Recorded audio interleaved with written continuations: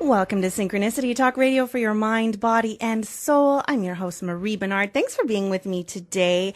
I'm excited, as always, to introduce today's guest. We're going to be talking about relationships and kind of similar to the topic we were talking about with Dr. Stan Tatkin a few weeks ago with different attachment styles. But this is a brand new book written by Susan Campbell and John Gray, and it's called 5-Minute Relationship Repair. We're going to be speaking with John Gray in a few weeks.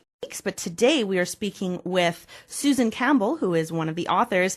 She trains coaches and therapists throughout the U.S. and Europe to integrate the tools that are in this book into their professional practices. And in her own practice, she works with singles, couples, and work teams to help them communicate respectfully and responsibly. And she's the author of Getting Real, Saying What's Real, and a bunch of other books, and she lives in California. Welcome to the show, Susan. Thank you. Thanks for being with me today.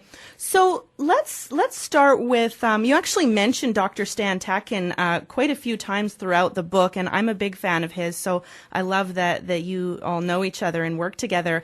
Right. What inspired you and John to write 5-Minute Relationship Repair? Well, over the years, I've been working with couples for 45 years. Over the years, it seems like there's basically one issue that couples need to learn to work with better, and that is when they get triggered.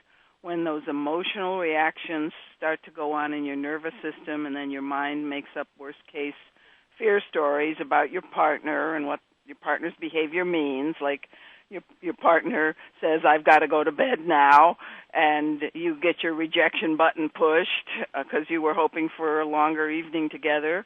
And then you start making up stories like this relationship's more important to me than it is to him. And that whole process seems to really wreak havoc with the ability to communicate as two people who care about each other.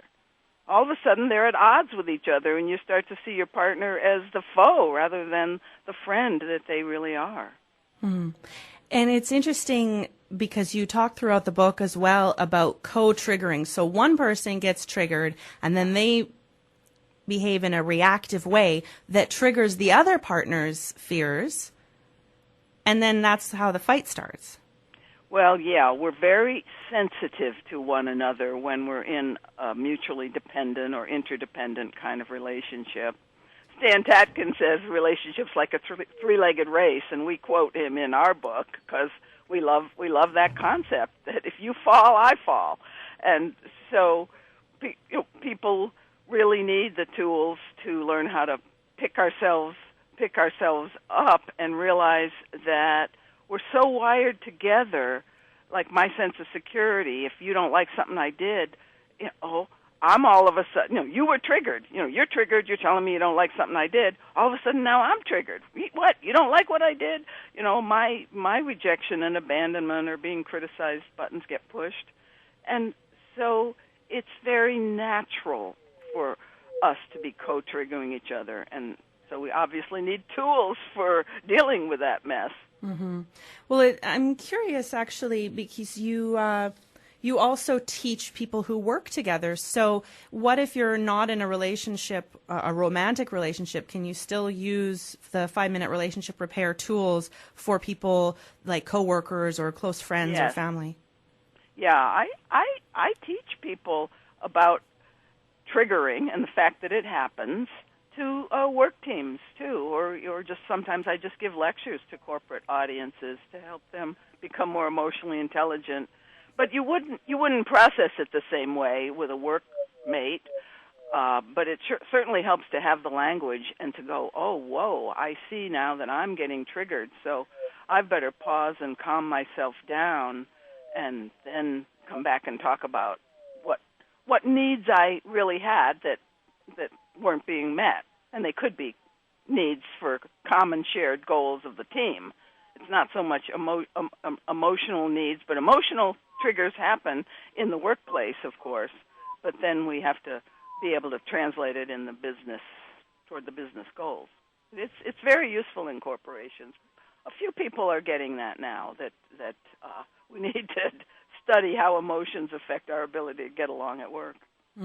Definitely. Well, we are talking right now with Susan Campbell. She is the co-author of 5-Minute Relationship Repair, Quickly Heal Upsets, Deepen Intimacy, and Use Differences to Strengthen Love. Now, Susan, you mentioned a couple of the steps already, the pausing and the calming down. So can we talk a little bit about what that means? Yeah. As a couple, if you realize that you kind of keep having the same fight over and over in different ways, it doesn't get resolved, but it's the same.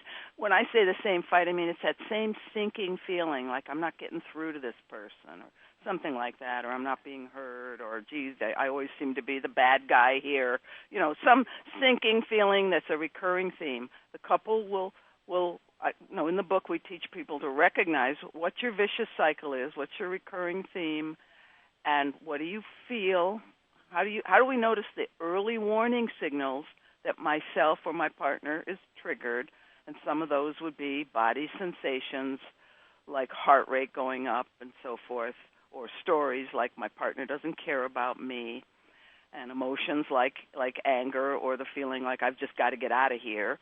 So those are the early warning signals. And so then we teach people, when you notice one of those things going on in yourself, you agree together as a couple to have a pause signal so that you don't keep digging your hole deeper. So couples will have a conversation when they're not triggered about, hey, what do we do when one of us recognizes we're triggered? Let's give both people the power to stop it by anybody being able to say pause, and then we agree. If we hear that word, or it could be a different word, you make up your own word, we'll go inside and just relax, try to relax ourselves, calm ourselves. And so then the next step is the calming step, where we give people various breath practices, sensory awareness practices that get you in touch with the here and now of your experience. And it usually helps you feel like you're more connected and able to come back and talk. And then there's the repair process. We have a 3-step formula: pause, calm, and repair. So those are the first 2 steps: pause and calm. Beautiful. Well, Susan, it's interesting, actually. You mentioned the stories that we make up in our heads, and those stories at the time feel so real. Yeah. There's a study you mentioned in the book on the brain hemispheres by Michael Gazzaniga. Yeah, right. That's a famous study. Mm-hmm. Yeah, do you mind sharing that with us? Because I found that so fascinating. Yeah, they inadvertently studied, they inadvertently discovered, first of all, I'll give you the bottom line conclusion here that we draw in the book, is the idea that the mind makes up stories when the nervous system is agitated. Okay, so that's the point I'm making here. And the research was done quite a while ago when they were trying to cure epilepsy, and this Michael Gazzaniga did an experiment where somehow, I guess it was ethical to do, but because they were doing some kind of brain operation that needed to be done, they cut the corpus callosum, which is the part, the bundle of nerves that goes between the right hemisphere and the left hemisphere. And in like the right hemisphere is like the storytelling brain, the brain that tries to decide, why would I do something like that?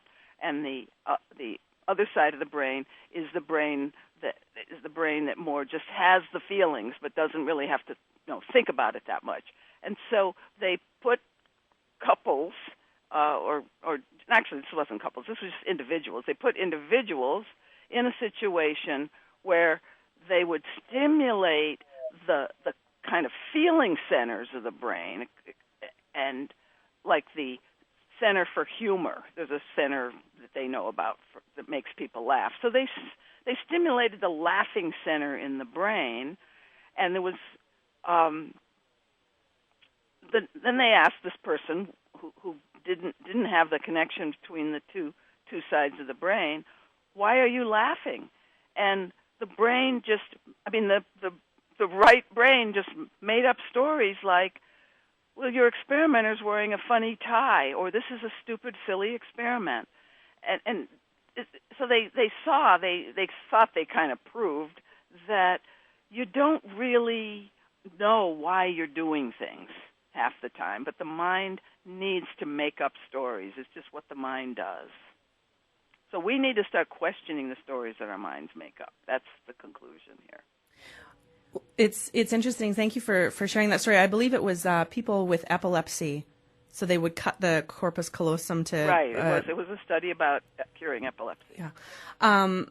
But it's interesting because you have a fictitious couple in your book that sort of travels through the book with you and use them as examples.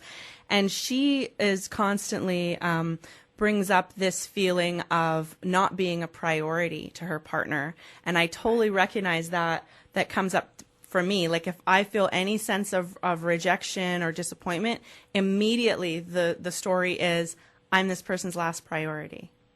Yeah, and like you said, those stories feel so believable. They feel like the truth when you're in the triggered state. But when you learn a little bit more, when your whole brain, by reading this book, learns a little more about how the mind works, how the nervous system operates, and one thing we need to learn about how the nervous system operates is we are wired to scan for danger in the primitive part of the brain. And that's the part of the brain that has the amygdala in it, and we call it the survival alarm system in your nervous system. But there's a part of the nervous system that's wired to be very vigilant about anything that seems to threaten our basic survival needs. But now, your basic survival need, coming back to you and your partner, it's not like a survival need, but emotional needs, like the need to feel like I'm important to my partner, that I matter, that I'm loved. Those needs are to a relationship like survival needs are to an individual. And so it feels like the relationship's survival is threatened. And so it's like, it's no wonder our nervous systems are going to start going crazy and the alarms are going off. And then in order to explain why we're so upset, then the mind makes up the stories. It's very useful to just know how all this works. It takes the blame off the table. It helps you not say, well, gee, aren't you more grown up than that? Because we're all wired that way, however grown up we are or not. It's just in our nervous system. Well, we are speaking right now with Susan Campbell. She is the co-author of 5-Minute Relationship Repair. She wrote that along with John Gray. And we are talking right now about the stories that we make up in our heads when we get triggered. But Susan, you mentioned how you believe that story while you're still triggered. But I noticed for myself that I don't have to be still triggered to still be believing that story that I'm not a priority. That's the thing. No, you know why that happens? Because you haven't repaired those hurts each time they happen. Ideally, and of course there's not an ideal world here, but ideally a couple would repair each one of these misunderstandings, these triggering episodes, because the repair process, which you and I haven't talked about yet, that's the big deal about what the book's about. It's about being able to step back and realize what was going on and learn how to tell your partner about the fact that your fear of rejection was triggered, that your reaction was to, let's say, start questioning him a lot, or maybe your reaction was to start withdrawing and pulling away. But once you don't learn this repair process, you're much more able to take an observer point of view, at least when you're calm here and you're writing down all these things like, this was my story, this was my bodily sensation, this was the core need that felt like it was not being met, like the need that I'm important to him. And we give people a list of various self-diagnostic categories that help them have a better language for revealing in a vulnerable way what their deeper needs were and what their actual need for reassurance is, or what they actually need from their partner in order to feel resolved about the whole thing. So you keep building up stereotypes, about your partner. I'm responding to the fact that you said, it feels like generally believable all throughout our daily life, at least off and on, even when I'm not triggered. You have begun to build up a stereotype picture of your partner. This is very common, and it's due to repeated unresolved triggering episodes. I know that this isn't a totally one-size-fits-all formula. I'm sounding like this is the way it always is. But I would say that just about every couple that learns how to work with triggers in this way, they don't build up these stereotyped ways of thinking, and they're really connecting. They have to repair a lot at first. You have to make up a lot and dig in a lot to what your real feelings were underneath your reactive behaviors. But once you do that work, and it is some work, then you can repair very quickly, and you don't keep that stereotype. The whole idea here is to clear the past so we can be present and learn how much the past messes with the present. And so we help people get in touch with, the early memories of trauma or neglect or abuse, those kind of things that contribute to some of these triggers, and reveal that to your partner too. I'm really glad that you're on the show today, because I feel like this book, 5-Minute Relationship Repair, quickly heal upsets, deepen intimacy, and use differences and to strengthen love. I feel like it's so important because there's so many people who are just running on our triggers all the time, and we're not even conscious of it half the time, even after the fact. I mean, I guess the first step is recognizing that you do this after the fact, and then you can start noticing it while you're in the moment with practice. But I noticed that a lot of couples, there will be one person who is willing to put in the work, and the other person might be, maybe if you say, can we pause for a moment, like you may be able to impact them in that way, but they're not necessarily willing to put in the work to analyze what they're feeling in their body or the fear, or even just to sit down for 5 minutes and talk about it. So what do you do if you're in a situation where you're willing to work and your partner's not? Well, there's a lot of self-work that you can do, and we have a chapter called Compassionate Self-Inquiry, and this is something we all need to be doing whether we're paired or not anyway, whenever our buttons get pushed. And the process basically goes like this. You start with, I'm triggered, and you feel the feelings, and you stay with those feelings. It's basically not resisting what's coming up in your experience. That's the idea of self-inquiry. It's a self-nurturing practice. So you listen deeper. Okay, I'm hurting. Okay, I'm just able to have space, like a compassionate witness space for that hurting part of me, that agitated part. I leave room for the stories, but it's almost like there's a big nurturing adult comforting this little wounded child. They're both parts of you, but you bring a parental love to yourself when you're hurting. And very often when you just give space like that, and you don't make up stories, you don't go, well, this is a good learning experience. You don't make up any stories, even that one. You just feel and sense and see what comes into your awareness. Very often an old wound or trauma will come into your awareness when you do this work. And you don't need a partner to do this. This is you doing some self-healing. And if you, I'll finish it in a minute, but finish the process. But if you do some self-healing, that will impact your partnership no matter what. It might make you come across as less needy and insecure if that's an issue in your couple.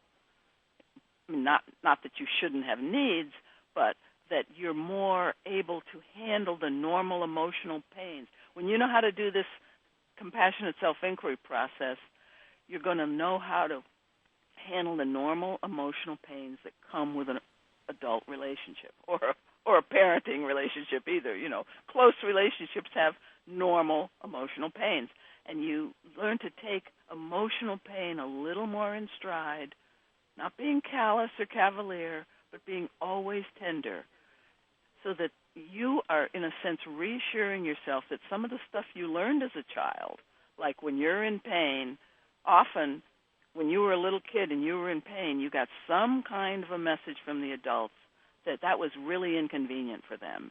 Either it made them feel like a bad parent, or they just didn't have time for it, or they'd stuff a toy in your face if you were whimpering or whatever. But you got some, especially in our achievement-oriented cultures here in the West, we get this message that emotional pain means that there's some little flaw in us, and that is totally wrong. We need to embrace the normal, I don't mean the dramatized pains, but the normal, real pains, and they will pass right through us. They will go to completion. If you'd had a parent that just held you and reassured you when you were hurting, that pain would just go through its natural cycle. It would go to completion. You'd be relaxed. You'd feel safe again with that parent.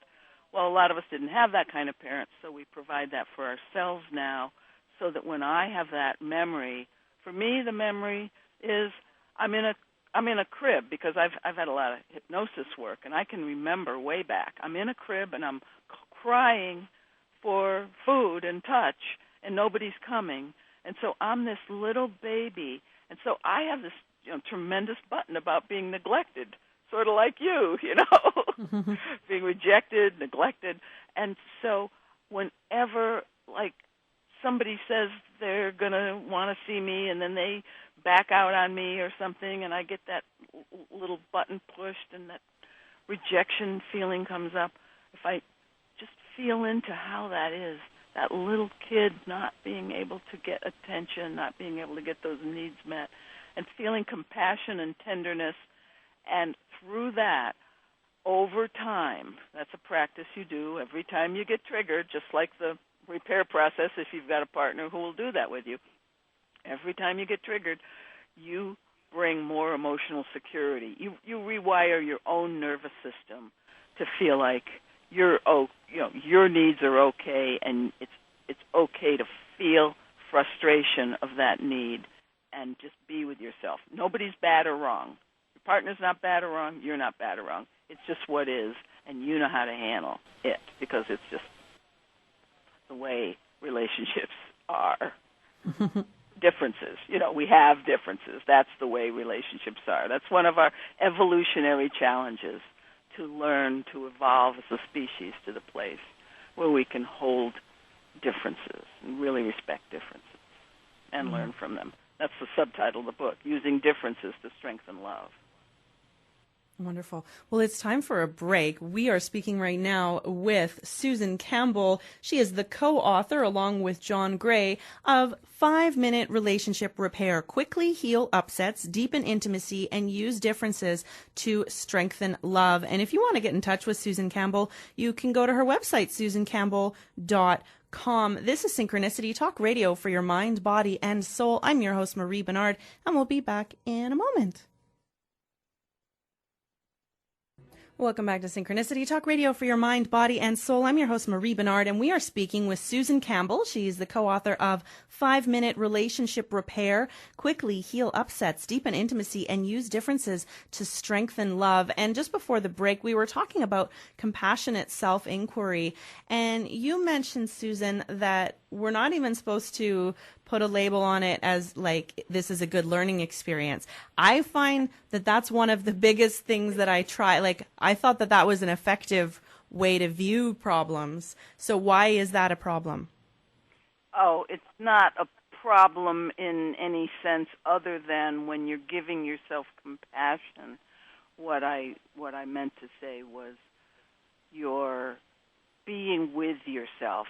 You don't try to do anything that might talk yourself out of the actual state you're in. That's all I meant. Okay. Well, the learning, did you want to say something more about that? I mean, I totally believe that everything is a learning experience, and that's what life is about. It's not about belief systems here. It's about how to be with yourself when you're in pain. And there's a time for a time for making sense out of something and a time for following the feeling wherever it takes you. And it's like meditation. If sometimes, there's different ways to practice meditation, but if you just allow whatever arises to come to consciousness, it's a meditative frame of mind that I'm talking about here.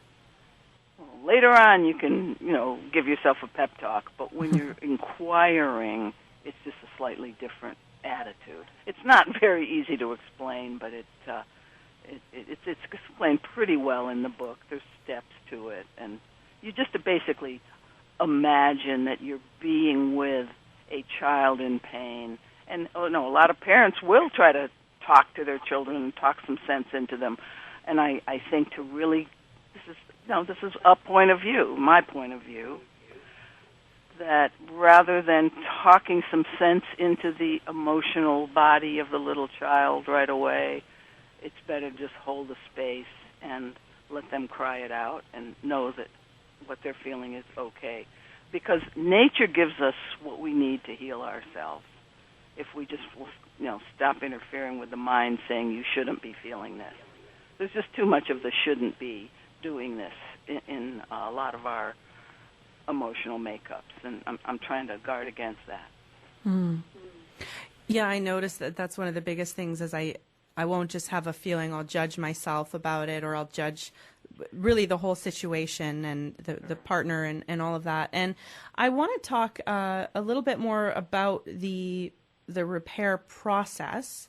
I don't want to give everything away because I think everyone should read this book, but what would you like to share? What do you think is the most important thing listeners need to get about this repair process? Well, the repair process is basically a time where a couple agrees after they've paused and calmed themselves, they agree that, okay, we're going to get back together and we're going to talk about this. And, a lot of couples will say that, we're going to talk about this, but what they wind up doing is just getting back into the argument again. Well, or trying to explain themselves, maybe something that they didn't say before. If I could just, get this one point across, then he would understand me. That's not what we mean by repair. We believe that when you let people just keep talking, a lot of times they go back into their automatic defensive patterns and they don't show their most vulnerable, authentic, sometimes even fragile feelings. And so we give couples a script that names, basically, they've done some pre-work to be able to do these repair scripts quickly and easily. But the repair script can be delivered to your partner in less than 1 minute. It doesn't even take 5 minutes.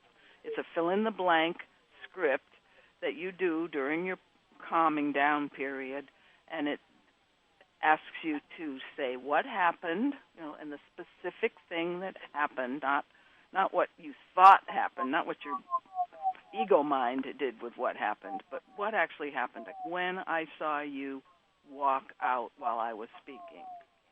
And then you say, I got triggered. So you're able to admit that you got triggered, so you're not blaming your partner.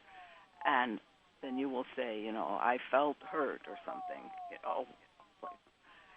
You'll say whatever your feeling was. And we give people a list of feelings to choose from if they have trouble figuring out what their core feeling is. But that's all been prepped for. To be able to deliver this, you already know what your core feelings are and your core needs are that you tend to gravitate toward.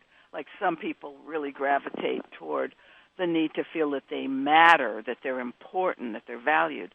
Other people, their core needs are more to feel like I'm okay, that I'm adequate, that I'm enough for you, that I'm good enough.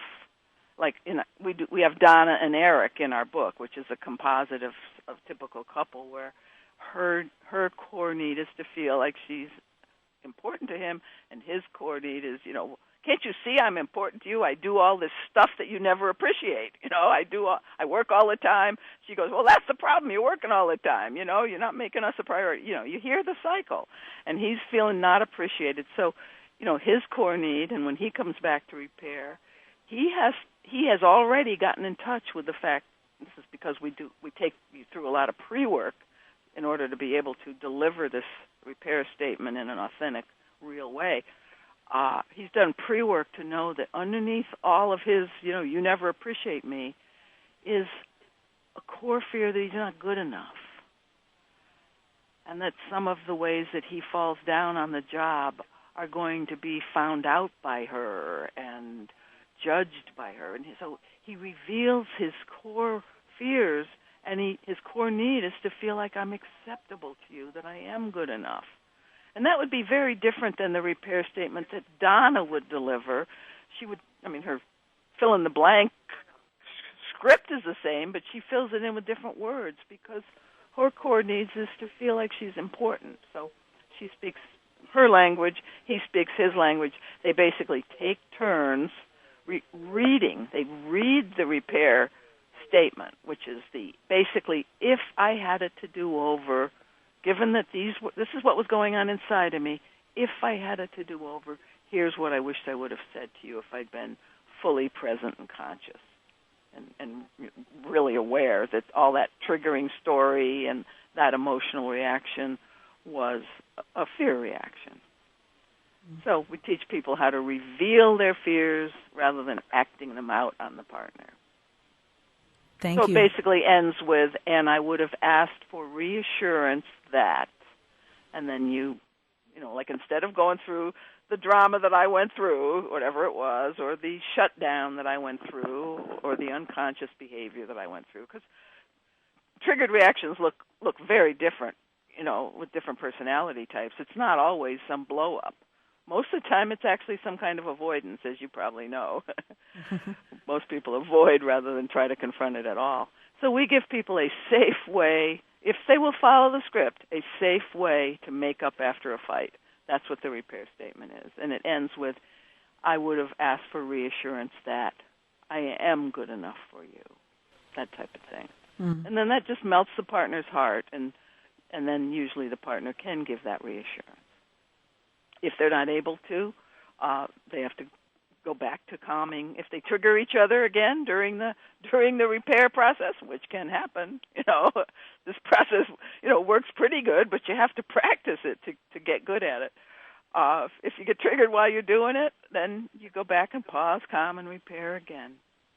Try again. Hmm. Thank you, Susan. Well, it is time for another break. This is Synchronicity, talk radio for your mind, body, and soul. I'm your host, Marie Bernard, and right now we're speaking with Susan Campbell. She's one of the co-authors of 5-Minute Relationship Repair. Quickly heal upsets, deepen intimacy, and use differences to strengthen love. We'll be back in a moment. So we're talking about 5-minute relationship repair, and we were talking about the repair process. Now, Susan, I had Dr. Stan Tatkin, who is mentioned throughout the book, referenced quite a bit. He was on Synchronicity just a couple of weeks ago, and I was talking with about texting the guy and got in this big fight and yada, yada, yada. Anyway, I'm still seeing this guy, and I noticed we trigger each other quite a bit. And we're actually making efforts to work through that, even just to maintain our friendship. But I'm curious, how do you do the repairing and the co-regulating, which we haven't talked too much about, while you're in a dating relationship where you're not seeing each other every day, or maybe you're married but your partner's out of town or he's at work all day? How do you deal with those issues as they come up when you can't necessarily be face-to-face? Well, texting would be the least ideal way to try to resolve anything. You can do this kind of thing on the telephone, but first I need to say that this is a practice, just like yoga is a practice. And particularly in dating, you need to have an agreement with the partner that you guys both value healing through differences, managing your reactivity in a different way, rewiring your nervous systems to be more secure, those kind of things, that you both value growth and that you're willing to take on this practice. I wrote a book, Truth in Dating, by the way, which is about dating as a spiritual awareness practice, where you agree, whether you wind up being partners or not, you agree that these kind of communication tools are something you will use, that you will clear the air regularly and use a very similar process to what John and I have in this book. And so you can have that I call it the truth in dating conversation. You can have this conversation. You can say, hey, I read this book, 5-Minute Relationship Repair, and the author suggests that you can even do this while you're dating. And let's take a look at a few things here and see if this intrigues you. And we can do it. But you'll have to do things by phone or Skype or something. I don't really recommend texting, but some people are texting is your way. So I don't know. I don't want to take too strong of a stand. However, whatever gets the job done, do it. Well, that brings up another question, and then I want to talk more about co-regulating. But if you mentioned your book, Truth in Dating, and looking at dating as a spiritual experience or opportunity for growth, which I love. And part of that, because you mentioned earlier about we were talking about how everything is a learning experience. And as a relationship expert, I'm just curious your opinion. Is it effective to date someone who triggers you and work through it with them, or would you be better off just looking for someone who it's a lot easier with right from the get-go? Well, we're all on a different path, so that's an individual choice. But I will say what some of the trade-offs are. If you're emotionally pretty secure and you've got a partner who triggers you and they're willing to do this work with you, it's a gold mine, because you can grow tremendously if you've got a partner who's willing to do this work. If you've got somebody who triggers you terribly or you trigger them and they're not willing to do the work, I would say get out right now. Really.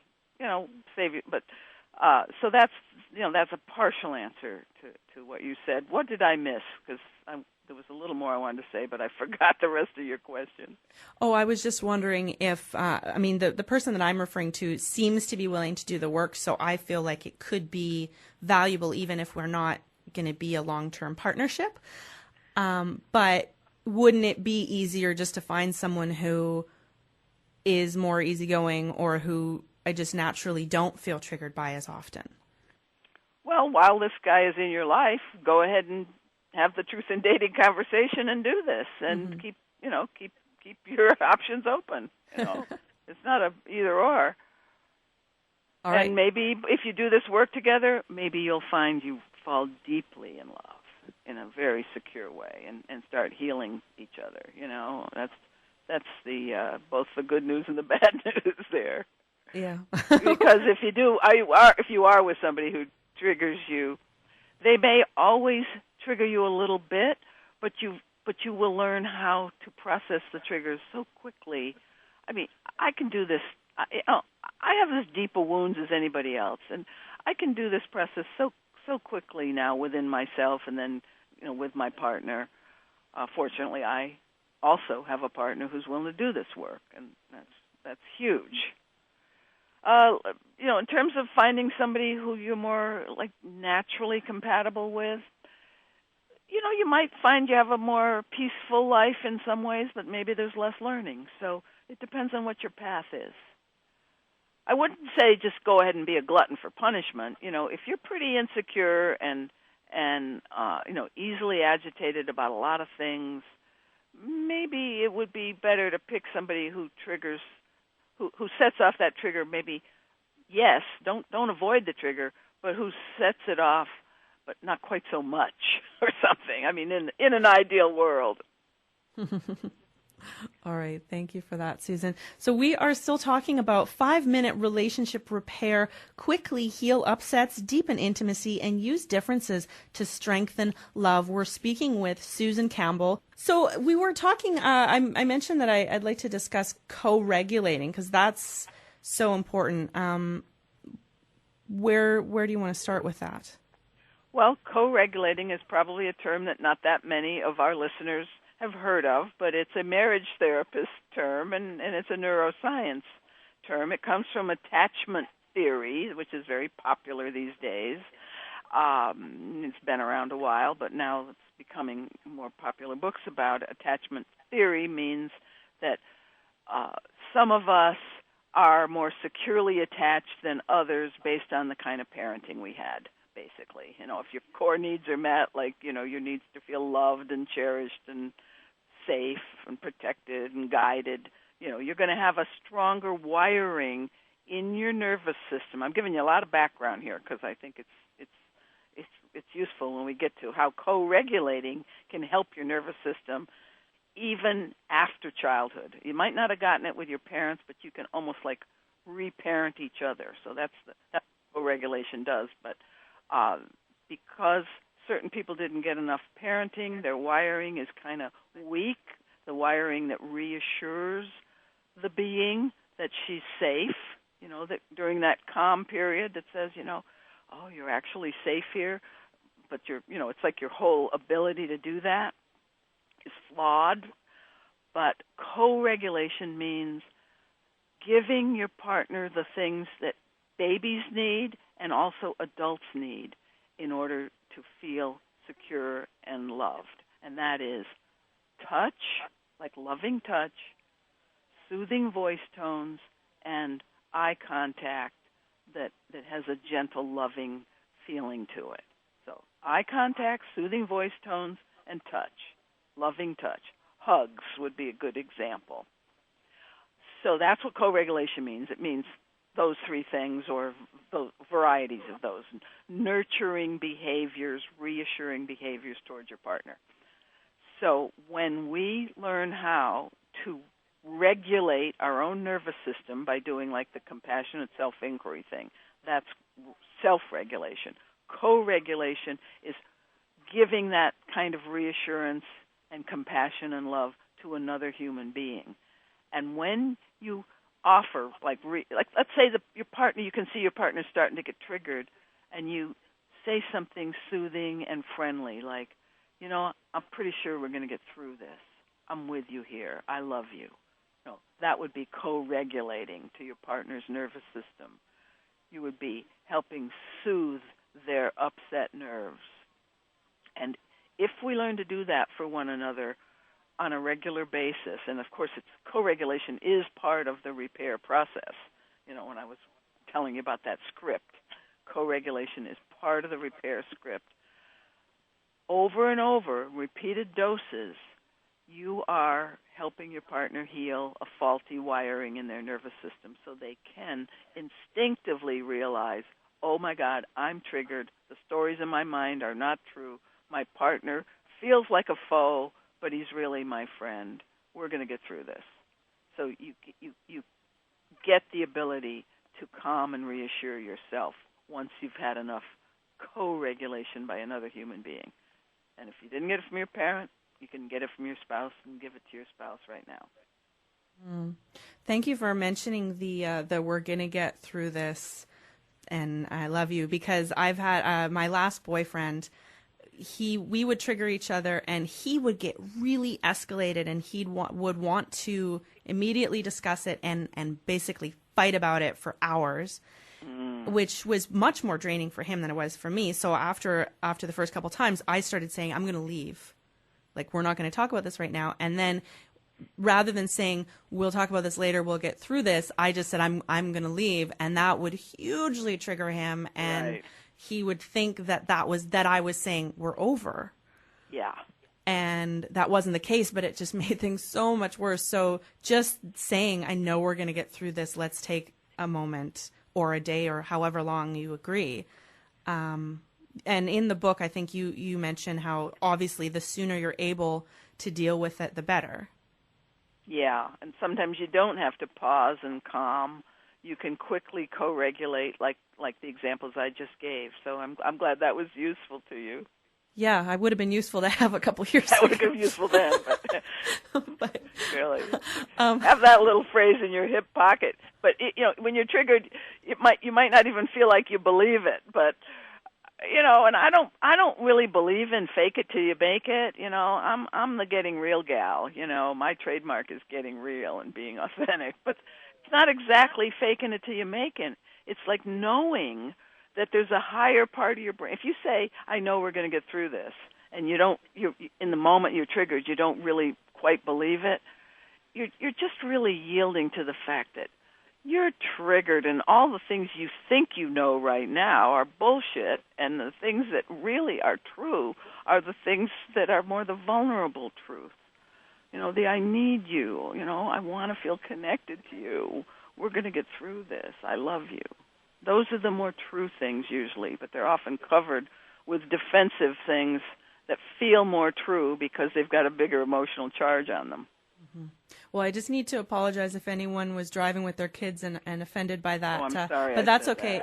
No, it's fine. I forgot we had but people here. I would love to talk about the importance of repairing quickly, because I think partially with that example I gave of the ex-boyfriend, I think it was, on one hand, it was a good idea to back away and not hash it out for hours on end.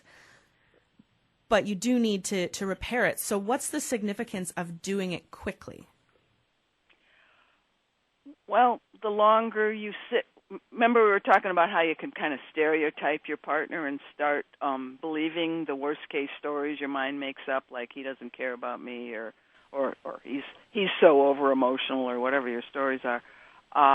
The quicker you address the fact that I am triggered, I need to calm myself, and now we need to go back and repair. You just short circuit that building a case and all that storytelling that tends to happen.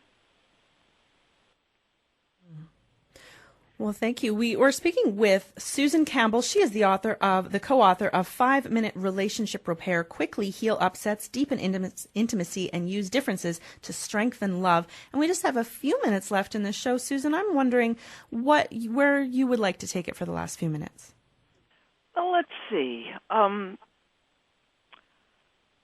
Thinking of, there's another whole piece in the book about becoming a more self-aware communicator, even when you're not really triggered, but just being aware of how your whole personality often, you go through life like being either a people pleaser or an avoider or somebody who overthinks everything. There's ways that you have communication habits that are kind of, people are full of these communication habits. We call them control patterns. And let me see if I can find the list of control patterns in the book here. It's there's a section. Yeah, here it is. There's a whole section where it's like a little checklist. It's fun for you to do with a partner or just with yourself, where you look at. Here's one: replying too quickly rather than taking in what was said. That would be a control pattern. Giving gifts or favors in order to win approval or acceptance. Smiling and nodding to make the other person think that you're listening to them. There's a lot of normal things that seem like parts of people's personalities, but to a sensitive partner, once we get a little more sensitive, I mean sensitive in a good way, emotionally aware partner, some of the, when you use these control patterns, your partner is going to feel less close to you.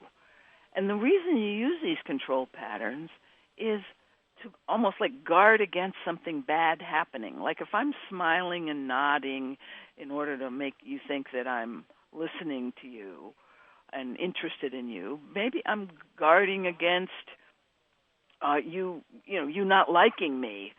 And that, of course, that would push my buttons if I thought you didn't like me. So I try to be nice all the time, even if I really disagree.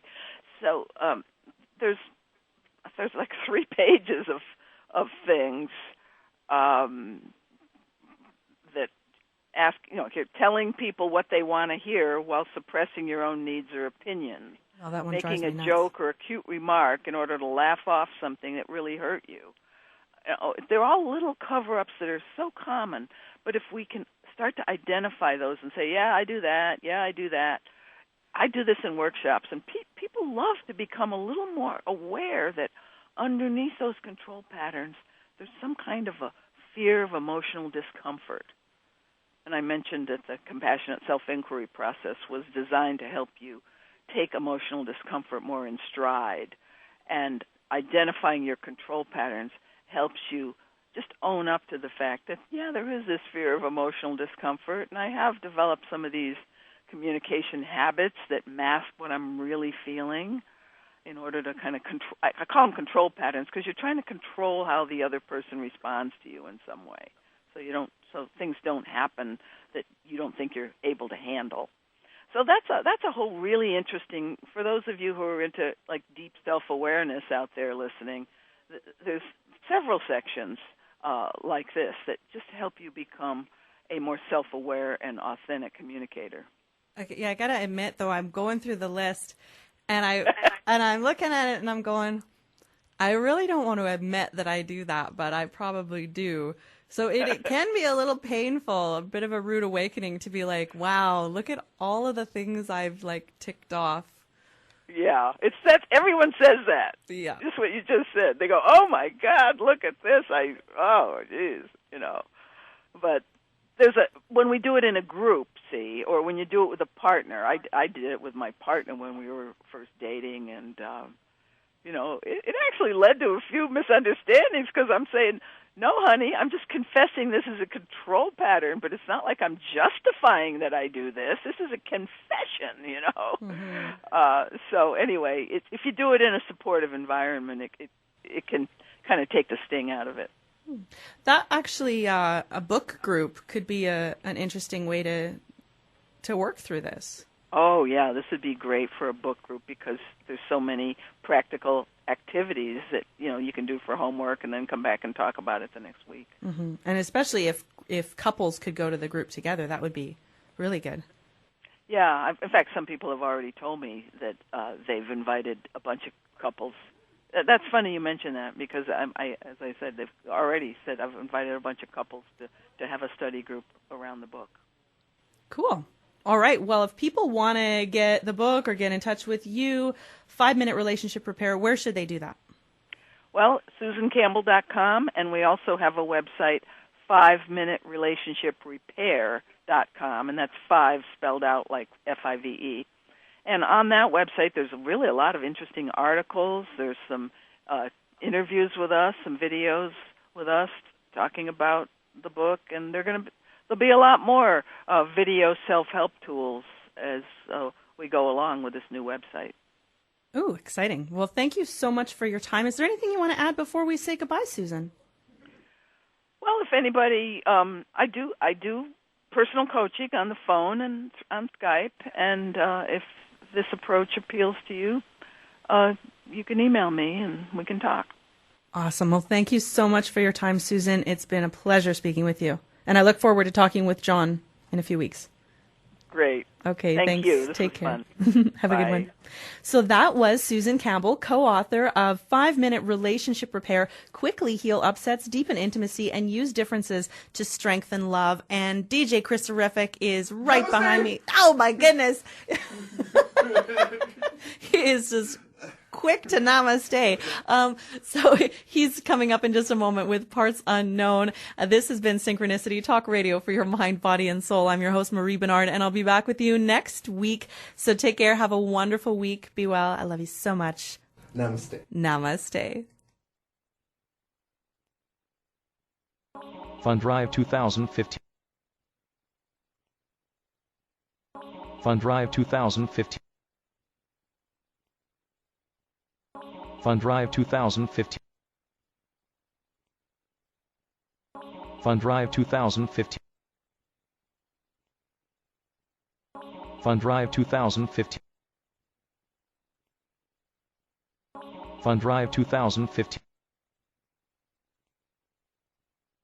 Fund Drive 2015.